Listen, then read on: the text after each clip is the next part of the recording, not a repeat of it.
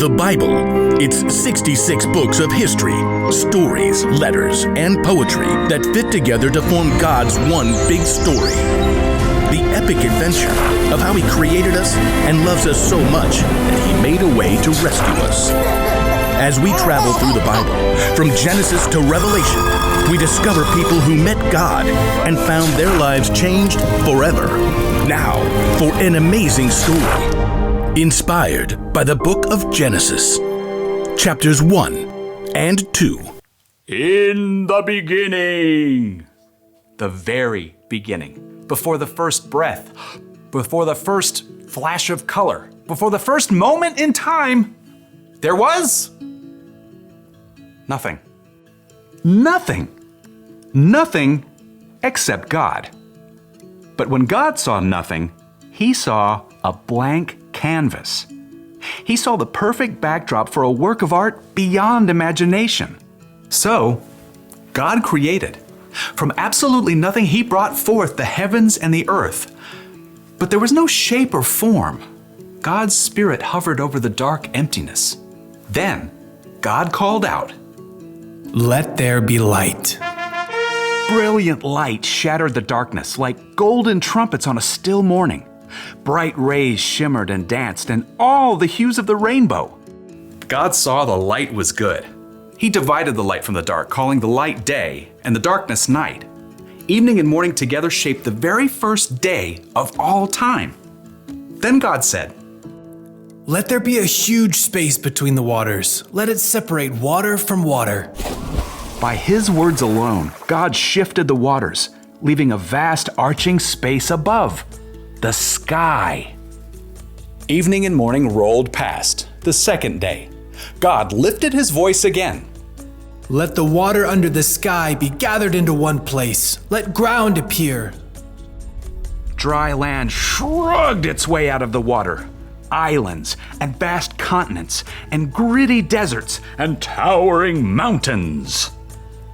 God called the dry ground land, and He called all the gathered waters seas. But God had even bigger plans for this day. "Let the land produce plants, and let there be trees on the land." In moments, tall grasses unfurled across the plains, and giant redwoods shot up from the dirt. Flowers and grapevines and carrots and corn sprouted and flourished. God saw that all of it was good. That evening and morning closed out the third day. "Let there be lights in the huge space of the sky. Let them separate the day from the night." At the sound of God's voice, the blazing sun exploded into being. The silvery moon spun out. Stars and galaxies flooded into space, filling the universe. Pew, pew, pew. God set the sun to rule the day, and the moon to rule the night. And God saw it was good. That evening and morning made up the fourth day. But God wasn't done painting His masterpiece just yet. "Let the seas be filled with living things. Let birds fly above the earth and across the huge space of the sky." Instantly, the seas and rivers and ponds writhed with dolphins and octopi, salmon and minnows. Eagles soared and bluebirds nested, while ostriches stretched their long necks. God saw they were good. That evening and morning formed the fifth day. But God kept working on His creation. "Let there be livestock and creatures that move along the ground and wild animals." At once, animals of every kind appeared. Elephants thundered through the forests, and squirrels darted up tree trunks. Monkeys chattered, and pigs rolled happily in the mud. God saw it was all good. But He had one more creation in mind. "Let us make human beings so that they are like us. Let them rule over the fish and the birds. Let them rule over all the animals." Then, with His own hands, God formed the very first man and the very first woman, Adam and Eve. I'm me. And you are you. And this place? It's beyond words. Unlike the animals, God made people in His image to reflect Him. Have children and fill the earth. Rule over the fish and the birds and every living creature. I am giving you every plant on the earth for food. God looked over everything He had created and saw that it was very good. That evening and morning were the 6th day. And on the 7th day, God rested. I mean, His work was finished. His glorious creation was complete. But because God had formed people in His image, they too could reflect His imagination and creativity. The possibilities ahead of them were endless.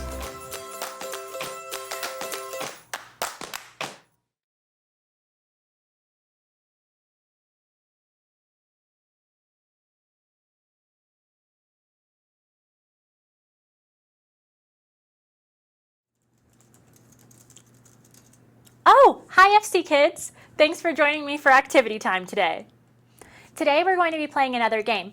For today's game, I am going to say the weird name of a real and unique animal. When I say the name of the animal, I'm going to give you 10 seconds to brainstorm what it might look like. When the 10 seconds is up, I'm going to show you a picture of the real animal so you can see how close or far off you were. Are you ready? The first animal I want you to imagine is the leafy sea dragon.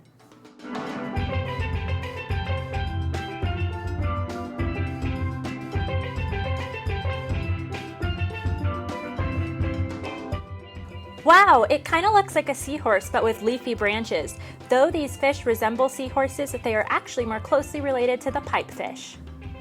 Crikey, mate! You can find these animals on the coast of Australia. Next up, we have the red-lipped batfish.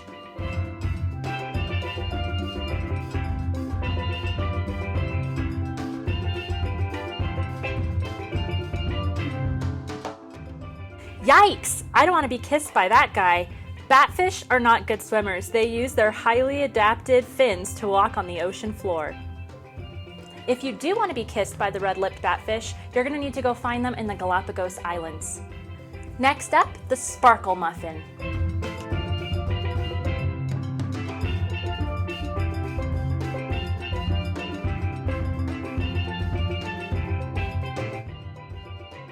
Yikes! That's the one muffin I won't be eating for breakfast. This guy is based in Australia and he's a new species of peacock spiders. Next up, the blobfish.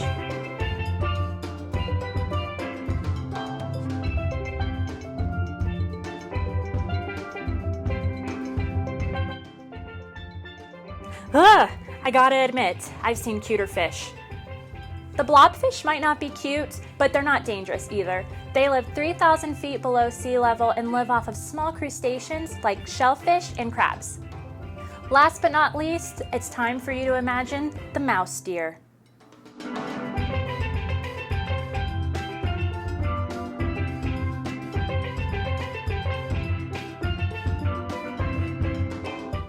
Whoa, this guy looks just like a mouse and a deer put together. Surprisingly enough though, he's not related to mice or deer. He's more closely related to a giraffe or a camel. I have to admit, some of those creations were a little weird, even creepy, but it just goes to show that like in today's Bible story, there is no limit to God's creativity. That's it for today, guys. Don't forget to stay tuned for worship, and I'll see you next week.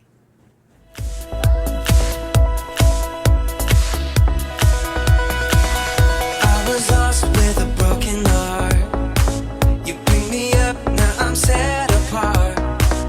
From the ash I am born again, forever safe in the Savior's hands. You are more than my words could say. I follow you, Lord, for all my days. Fix my eyes, follow in your way.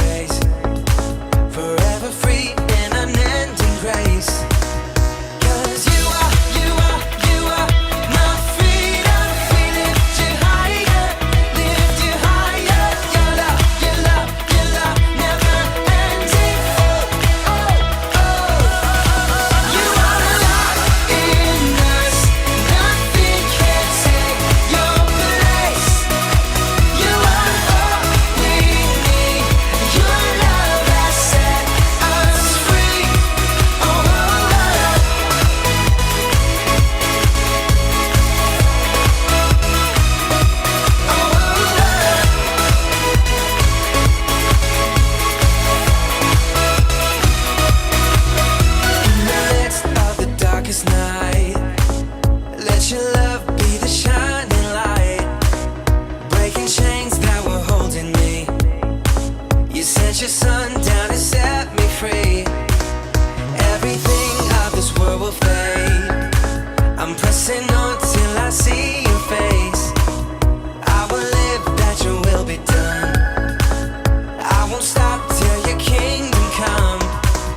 'Cause you are my freedom. We lift you higher, lift you higher. Your love never ending. Oh, oh, oh. You are alive in us. Nothing can take your place. You are all we need. Your love has set us free. Oh, oh, love.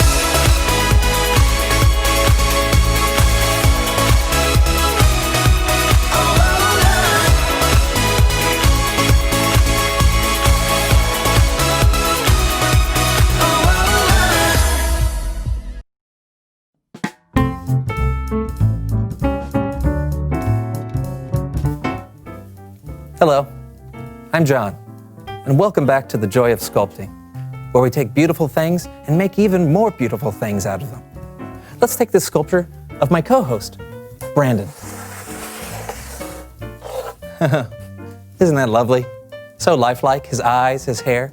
The detail really is marvelous. But what if we could make something new out of it? Let's see. Let's take a little bit of Brandon's hair off, like this. And we can just put that there. Oh, that's nice. Kind of squishy. And what do we have here? Oh, look. It's Brandon's little brain. Little brain. We'll put that right here, very carefully. And what if his ears can go here? There you go. Now let's take Brandon's happy eyes. And we can put those eyes, put them right here. Look at those wonderful eyes. Looking right back at you. What have these eyes seen? I don't know. Just put those right there. Now, what can we make with what's left? I think I have an idea.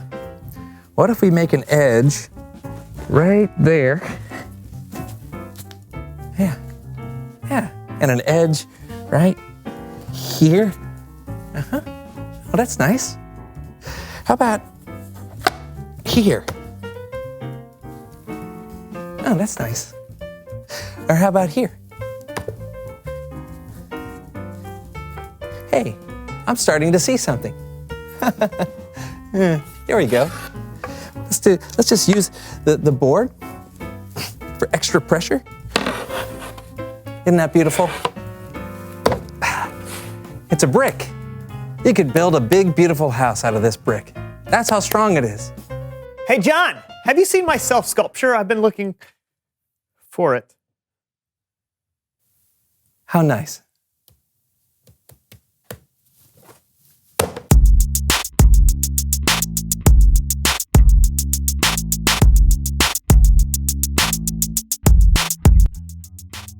Hello, everyone. I'm Brandon. And I'm John, and welcome to The and Show. Well done. Yeah. High five. Oh, that was close. I'll get it. I'll figure it out one day. Sure. So what is all this stuff that you have? I'm coming up with some new super mutants for a new comic book I'm creating. Oh, well, that sounds fun. How do you come up with your new mutants? Well, I have a jar of heads, Okay. a jar of creature bodies, and a jar of superpowers. Oh, and you what? Do you just draw them out? Sure, One I'll by show you. one? Show you. Watch this. Oh, I got a horse head. All right. I'll just take this one. T-Rex body. Look at that. Cool. And a superpower is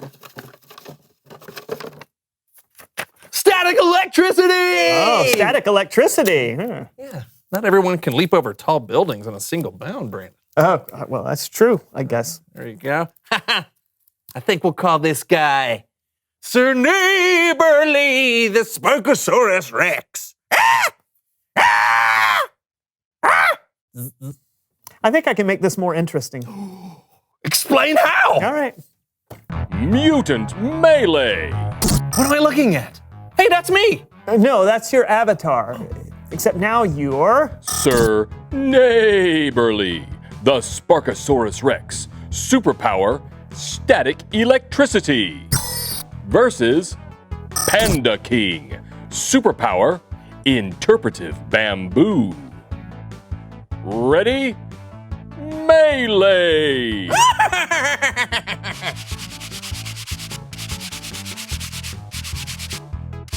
It's working! Static electricity! Ow! Ow!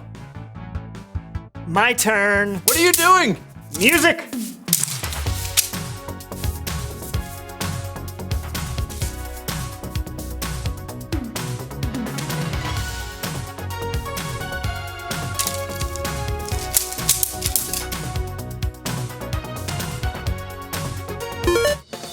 Winner! Round 2. All right, who am I going to be this time? How about... Captain Fish Breath, superpower, Fish Breath, versus Bat Boy, superpower, can fly, as long as he doesn't realize he's in the air. What does he mean I can only fly unless I realize I'm in the air? Ready? Melee! Ah! I'm flying! Oh, no! Oh!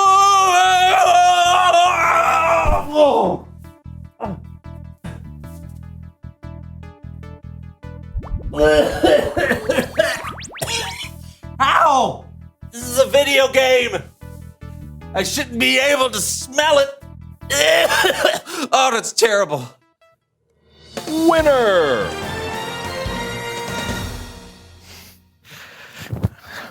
Oh, it still stinks. Get these things off me. Yeah, that does stink. Great, I'm gonna have to do laundry. Oh, or maybe burn them. Wait, before you do that, it's Bible story time with Kellen.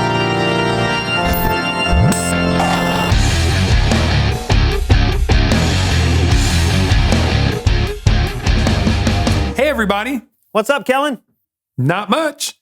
Say, what do you got there? Laundry from our game of Mutant Melee. Cool. Do you mind if I use it for the story? Oh, sure thing. Thanks. Our story starts with the very first verse of the very first chapter of the very first book of the Bible, Genesis chapter 1, verse 1. In the beginning, God created the heavens and the earth. The earth didn't have any shape. There was darkness over the surface of the waves. The Spirit of God was hovering over the waters. God said, "Let there be light," and there was light. God saw that the light was good. He separated the light from the darkness and called the light day and the darkness night. How's that for a beginning? And that was just day 1. On the second day, God made the sky. God said, "Let there be a huge space between the waters." And that's exactly what happened. And God called the huge space sky. That was day 2. But it was the next day when God's creativity really took root. God said, "Let the water under the sky be gathered into one place. Let the dry ground appear." God called the dry ground land. Then God said, "Let the land produce plants," and trees and plants and flowers sprung out of the ground. And God saw that it was good. That closes the book on day 3. But God wasn't finished. He had a whole sky to fill. God said, "Let there be lights in the huge space of the sky." And so the stars were created. And then God made the moon to rule over the night. He made the sun to rule over the day. And God saw that it was good. Day 4, boom, sun, moon, and stars. Without them, we wouldn't know what time of day it was. Think about that. Okay, stop thinking. Things are about to get wild. God said, "Let the seas be filled with living things." So God created every kind of living thing that fills the oceans. And God said, "Let birds fly above the earth across the huge space of the sky." And then God created every kind of bird that flies. And God saw that it was good. That was the 5th day. But it was the 6th day when God made his masterpiece. And I'm not talking about the platypus. God said, "Let the land produce every kind of animal: cows, horses, chickens, bugs, snakes, mice, rhinoceroses, orangutans, platypi," and it was all good. And then God said, wait for it, "Let us make human beings." Watch out, world. Here we come. So God created human beings in his own likeness. He created them as male and female. And God told them to take care of the earth and all that was in it. This was day 6. On the 7th day, God rested from all his work. But before he did that, he took a good look at everything he had created, and he saw that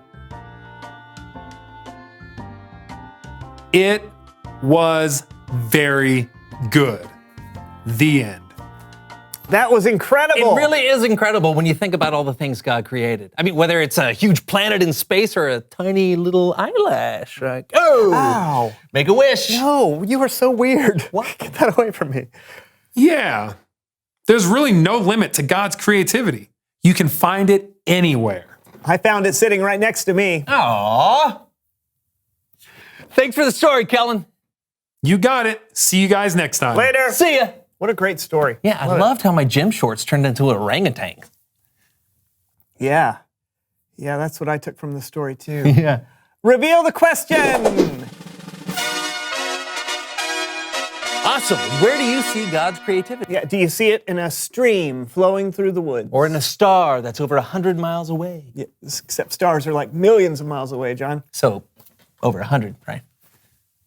Right. Talk about it with each other. Where do you see God's creativity? And we will see you next time on the So-and-so Show. It's right there. You can read it. It's in gold.